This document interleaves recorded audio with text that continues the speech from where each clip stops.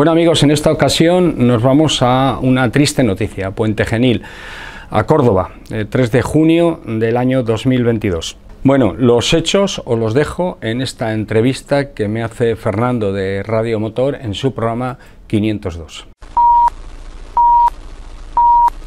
Muy buenas tardes y bienvenidos a Radio Motor, hoy programa número 502. Hablamos hoy, cambiando un poco el turno, con nuestro querido compañero don Juan Carlos Toribio, Unión para la Defensa Internacional del Motociclista. ¿He acertado o no? No. Vale. Unión Internacional para la Defensa del Motociclista. De los motociclistas. Unión Internacional para la Defensa de los Motociclistas. Bueno, pues, ¿por qué no le cambian el nombre a la organización? Y así sería acierto. más fácil ese. Sí, que no, es que tremendo, vamos, me ponen las cosas muy complicadas. Don Juan Carlos, muy buenas tardes, ¿cómo se encuentra? Buenas tardes, pues bien, bien, pero lamentando dos situaciones. Dos cuestiones, que sí, dos cuestiones que quería traer al programa hoy con el permiso de usted. ¿Y cuáles son? Por lo menos empezamos por una de ellas. Sí, deberíamos empezar por una de ellas. Bueno, una de ellas es hacer una fotografía del escenario de la accidentalidad de los motoristas en en los 5 primeros días del mes. Hacer una fotografía de los 5 primeros días del mes. Ya para la siguiente semana la podemos hacer un poquito más grande. Bueno, pues en los 5 primeros días del mes han fallecido 6 motoristas y han resultado heridos más de 9 o 10 motoristas, ¿vale? Esta es la situación actual que tenemos. Estamos ante una situación muy grave, donde los motoristas en España siguen falleciendo con absoluta facilidad, sin que se tomen las medidas que nosotros consideramos que son las adecuadas, sin que la seguridad pasiva de las carreteras se tenga en cuenta, bueno, pues etcétera, ¿no? Y entendemos que ya llegan momentos y situaciones, han llegado hace muchos años, que donde la administración pública debería de cumplir con esas obligaciones que tienen lo relativo al mantenimiento de las carreteras.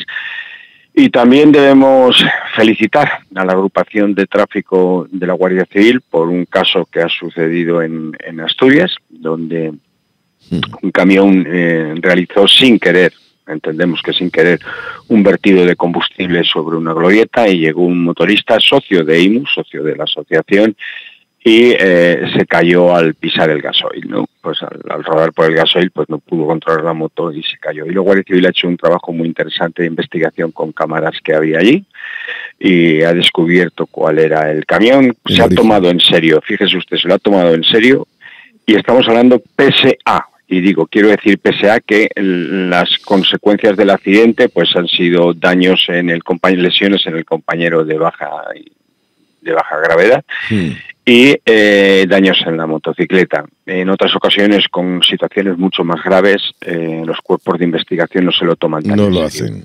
Efectivamente. Por lo tanto, nosotros desde aquí, desde sus micrófonos, desde Radio Motor, queremos felicitar a los compañeros de la agrupación de tráfico Guardia Civil en Asturias por el interés que han tomado con el caso y el trabajo que han hecho. Bueno, dicho queda. Dicho queda, que no es poco. Tenía por ahí otra cosita, ¿no? También, ¿no? Sí, esta es muy triste. Un joven de 16 años en Puente Genil, en Córdoba, ha fallecido el día 3 de junio. Como consecuencia, parece ser que de un cable que atravesaba un camino, chocando contra el cable, ¿no? Y las lesiones que ha sufrido son incompatibles con la vida. Llevamos años luchando para que desaparezcan esas conductas de colocar obstáculos. Es durísimo y es tremendo. ¿A quién se le ocurre eso? Pues yo no. Una mente enferma, no tiene otro, bueno, poner un cable de un árbol a otro árbol cruzando el camino y para que cualquier moto, bicicleta o incluso una persona corriendo, haciendo footing, se deje el cuello. Es algo muy gordo, efectivamente. Y a mí me hace guardar silencio porque es que no lo puedo llegar a entender. Puedo llegar a entender, don Fernando, el corte de un camino privado, pues que la gente no tiene formación suficiente en materia jurídica y de señalización y lo cortan con una valla exacto, lo ponen una valla allí. Pero a esa altura tan dañina, porque eso es un intento de homicidio, ¿no? Yo no lo sé porque lo único que sabemos de la investigación es que parece ser que ha sido el cable, según se ha pronunciado ya públicamente la Guardia Civil. Por lo tanto, y no puedo aportar más. No sé si está atado de árbol a árbol, no sé si la intención era hacer daño, no sé si la intención era cortar el camino para que no se transitara pero por bueno, él, porque ¿pero a quién se le ocurre cortar el camino? Bueno, es que hay mucha gente. Nosotros, mire, tenemos un vídeo en el canal de Desterrado, Sí. que lo pueden ustedes ver, que es el número 34, y tenemos otro, el 161, de 2 cortes de caminos, uno de ellos, el del 34, muy parecido a la situación que creemos que ha sucedido en este caso en Puente Genil, ¿no? La familia está destrozada, claro, ¿cómo va a estar la familia? ¿Cómo va a estar la familia? Pero si es que, pero ¿cómo se nos puede ocurrir hacer estas cosas? Si es que no lo sé.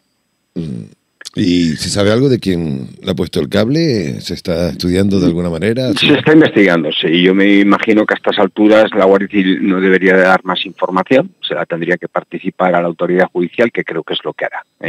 Se está investigando, es un caso muy serio, y ya digo que aquí también un condicionante jurídico importante va a ser la intencionalidad del cable. ¿Qué intención tenía ese cable atravesado en medio, ¿no? El cortarle el camino a los motoristas, a los ciclistas y a los chicos que van en quad, por ejemplo, o tal, si eso es la verdadera intención, que era pudiera ser esa, cortar el camino. El mayor daño posible, ¿no? También podría ser. Claro, es que si realmente es eso, o sea, hay muchas formas de hacerlo, ocasionando menos daño y siendo más visible. Yo recuerdo, siendo niño, por contar una anécdota personal, que en la era donde se segaba, y ya tengo una edad, como comprenderán, cuando estoy hablando de esto, pues se hacía, en la época donde se segaba, en la era, pues se llevaba luego las simientes, ¿cómo se llaman? Las pajitas estas. Sí, las balas de paja, ¿no? Claro, y se llevaba allí para sacarle el grano y para limpiarlo y todo eso y tal. Entonces allí se ponía el trillo con la mula que iba delante, y yo me encargaba del caldero, de la herrada, del cubo. ¿Y esto para qué era? Porque cuando la caballería levantaba el rabo, yo tenía rápidamente que ponerla debajo del rabo, porque lo que venía detrás era malo para el grano, porque es que se estaba haciendo caca el animal. Sí. Y esa era mi misión de niño, ¿no? Pero bueno, y en los ratos que tenía de ocio, pues el alcalde de la zona decidió acordonar toda la era con unos cables.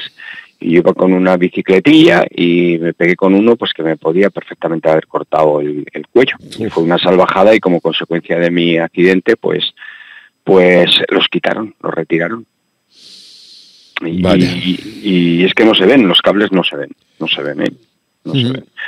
Y entonces, en este caso concreto de este chico de 16 años que circulaba parece ser que circulaba con un quad, pues debió de impactar con el cable, pues eso, sufriendo lesiones incompatibles para la vida. Para todo el mundo que nos esté escuchando, si tiene caminos particulares y los quiere cortar, etcétera, etcétera, por favor, tengan ustedes en cuenta que cortar un camino de cualquier forma, aunque sea suyo, siempre y cuando esté abierto al tráfico y no tenga los condicionantes de las limitaciones de circulación que establece la Ley de Seguridad Vial, en los caminos terrizos también funciona la Ley de Seguridad Vial. Ustedes tienen que llevar el cinturón de seguridad, hay que llevar el casco, hay que tener permiso de conducir, etcétera, etcétera, y hay que circular a un máximo de 30 kilómetros por hora. Bueno, pues con estos condicionantes legales también pasa para la señalización, ¿no? Entonces, si queremos cortar un camino, hay que señalizarlo perfectamente, que vamos a cortar ese camino, y luego lo cortamos y ponemos propiedad privada, ponemos lo que queramos poner ahí para advertir al ciudadano que por ahí no puede circular. Pero hay que señalizar, y hay que señalizarlo perfectamente. Si no lo hacen ustedes y colocan un obstáculo en la vía, lo que están cometiendo es un delito. Al 385 primero del Código Penal. Es un delito de creación de obstáculos en la vía pública que pueden generar daños o lesiones, y es un delito a la disciplina de la seguridad vial. ¿Vale? Está dentro del cuadro de delitos contra la seguridad vial. Aunque sea un camino privado, tú no puedes poner ahí una trampa, ¿no? Exacto, es que no se pueden poner esas trampas. Yo aconsejo a los ciudadanos que vean como ejemplo esos 2 vídeos, el 34 y el 161 del canal que tengo de Desterrado, donde lo pueden ver perfectamente lo que estoy explicando y el desarrollo jurídico de la situación, ¿no? Uno de ellos es un camino donde pues una serie de vecinos o un vecino lo corta para dejar transitar su ganado, es un camino público, y sus vacas libremente por el monte, y otro de ellos es una especie de pastor eléctrico que además es muy habitual verlo en muchos sitios. En ese caso es en la provincia de Zamora, en el vídeo del 34, pero tengo que advertir que los he visto por el Pirineo también muchísimo, circulando en moto, y he tenido que soltarlos y pasar, ¿vale? Entonces, no se pueden poner los pastores eléctricos así, no se puede hacer lo que nos dé la gana. Fíjense ustedes, la forma más lógica de trabajar en la vida es pensar en los demás, la forma más lógica. Entonces, cuando hacemos algo en una vía pública, siempre tenemos que pensar en los demás, y cuando conducimos también. El problema está en la sensación de propiedad privada, bueno, una realidad, la finca, y que puedo hacer ahí lo que yo quiera. Es muy parecido, usted sabe que yo tengo un huerto urbano, ¿no? Bueno, como le llaman huerto urbano, los huertos siempre están en el campo. Sí. De estos que se alquilan y todo eso, ¿no? Tengo allí mis gallinitas, mi historia, y hay un vecino al que le entran continuamente. Bueno, pues no se le ocurrió una vez otra cosa que poner tablas con clavos.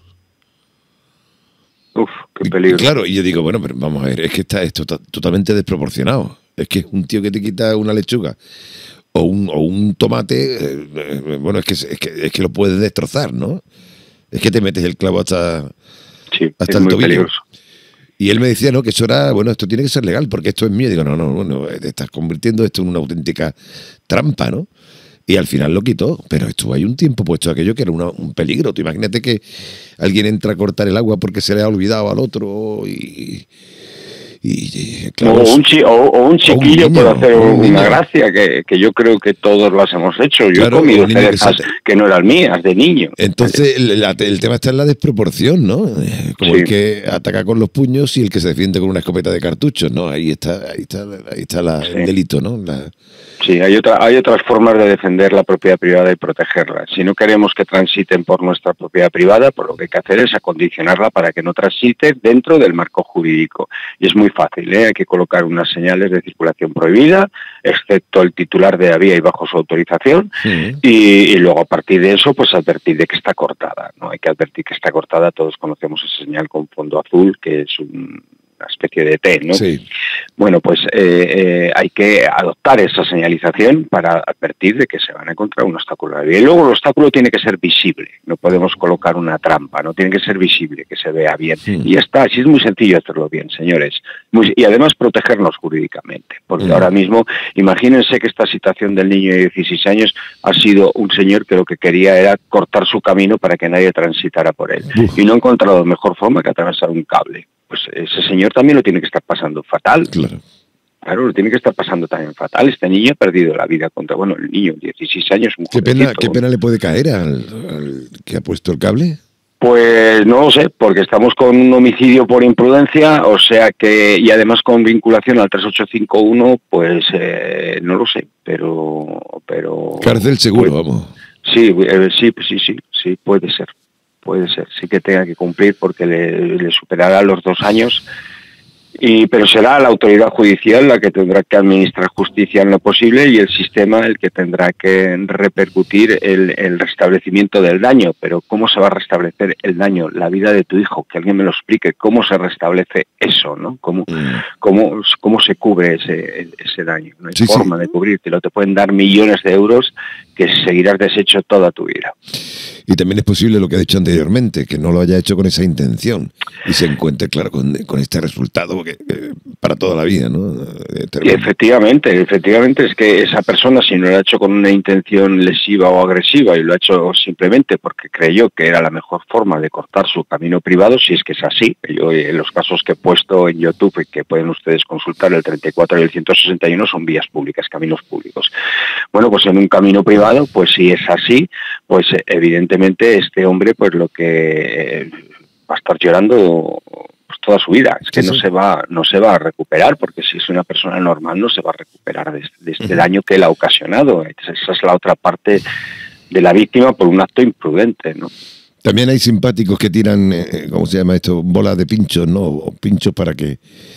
Sí, pero yo más que simpáticos, a eso sí los trataría de delincuentes y sinvergüenzas. Las dos cosas a la vez. Delincuentes porque efectivamente el Código Penal está diciéndonos que son unos delincuentes en ese 385.1, y sinvergüenzas porque dentro de la catadura moral, del equilibrio moral que tiene que tener un ciudadano para convivir en sociedad, no tienen ninguno. Y le molesta también muchísimo. Yo no sabía que esto fuera tan grave, ¿no?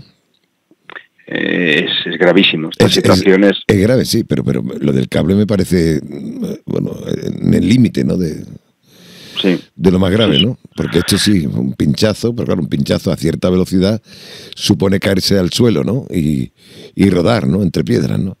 Sí, poder matarte. Al final, bueno, es cierto que por caminos terrizos, lo hemos advertido para todos los oyentes, ¿no? Que la velocidad máxima es de 30 km/h, la genérica, de ahí no podemos pasar. Por muy bien que esté el camino, no podemos pasar de 30 km/h. Y a 30 km/h pues es más fácil controlar un coche, no tanto, o no así una moto, no es tan fácil una moto, pero un coche sí es fácil controlarlo, ¿no? Bueno, pues es la situación que nos toca vivir y usar el programa pues para hacer hincapié en este tipo de situaciones. Sí, sobre todo lo importante que se diga públicamente es para que la gente piense que pueden pasar estas cosas, ¿no? Que yo no puedo cortar el camino de cualquier forma, ¿no? Exacto. Eso, ¿no? Muchas veces a lo mejor todos hemos tenido la intención de hacer algo parecido, pero hay que tener una serie de cosas en cuenta, ¿no? A la hora de ejercer cualquier tipo de historia. Así es. Yo creo que antes de tomar medidas de este tipo hay que valorar qué daños se pueden ocasionar con esas medidas. Es como ¿se acuerda cuando tirábamos con la carabina de perdigones? Sí, pero yo no hacía nada. A ver, ¿qué hacía usted, don Fernando? Bueno, yo lo que hacía es que buscaba un sitio en el que sabía que el perdigón no iba a ir más allá. Es decir, eso es. Había gente que tiraba con un árbol delante, cualquier cosa, y no tenía visibilidad. Lo que yo hacía era sencillamente ponerme en la trayectoria del proyectil, desde que salía de la escopeta hasta donde podía llegar, y el recorrido ese lo cubría. Eso es. Es decir, buscaba una pared, buscaba un fondo para que ahí quedara. Pero hay gente, yo he visto disparar, bueno, poner una diana en el sitio en el que menos se puede imaginar. Y con todo el peligro. Una diana de un papel que lo atraviesa y vaya usted a saber dónde va el plomo, ¿no? En fin. Yo también lo he visto y es peligrosísimo, sí. Esas cosas no se pueden hacer, y nosotros antes, en la Guardia Civil, antes de que tuviéramos campos de tiro para entrenar, siempre buscábamos espacios, pues graveras, o sea, canteras o cosas así, donde se pudiera realizar el ejercicio. El acto de tiro, con el ejercicio de tiro, la práctica de tiro con absoluta seguridad y siempre con permiso de los dueños o de quien fuera el titular del terreno, ¿no? Bueno. Pero es cierto, teníamos que tener en cuenta muchas medidas de seguridad y las teníamos en cuenta, pero claro, estamos hablando de la Guardia Civil. Sí, claro. A nivel particular, pues efectivamente, yo cuando era niño y en aquella época que podíamos emplear las escopetillas de perdigones, por aquella época, pues yo también le tiraba a papeles y a botes. Y yo a todo lo que se meneaba. No, yo solo a papeles y a botes. Bueno. Yo a los animales no he podido nunca, pero bueno, a los papeles reconozco que sí, y a los botes también. Y siempre, como hacía usted, pues buscaba detrás un sitio donde se quedara ya el perdigón y no continuara la trayectoria. Señor Toribio, ha sido como siempre un placer. Ha habido algo muy rápido, un minuto, que le haya llamado especialmente la atención de lo que ha surgido, de lo que ha acontecido durante toda la semana.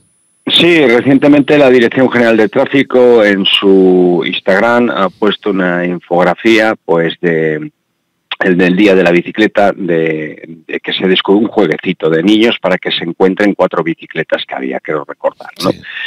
Y dice, ¿y cuántas bicicletas hay aquí? Y claro, y en todas ponía solo la rueda delantera. Claro, es que si vemos solo la rueda delantera no sabemos si son una bicicleta, por lo tanto, en una cuestión equilibrada de reflexión no habría ninguna. Pero es que además el resto del entorno era totalmente agresivo. Paso de peatones sin señalización, era un desastre el resto del entorno. Y la idea es que se están gastando nuestra pasta pública para hacer campañas como que busquemos 4 bicicletas en una infografía. Miren, déjense de hacer el chorras, empleen nuestro dinero para garantizar la seguridad de los ciudadanos y hacer cosas serias, educativas y formativas. Nada más eso. Bueno, pues lo que dice usted todas las semanas, antes de irse. Pues buen viaje a todo aquel que nos escuche y esté en ruta. Hablamos, si no le importa, la semana que viene. Muchísimas gracias, señor Toribio. A usted, don Fernando.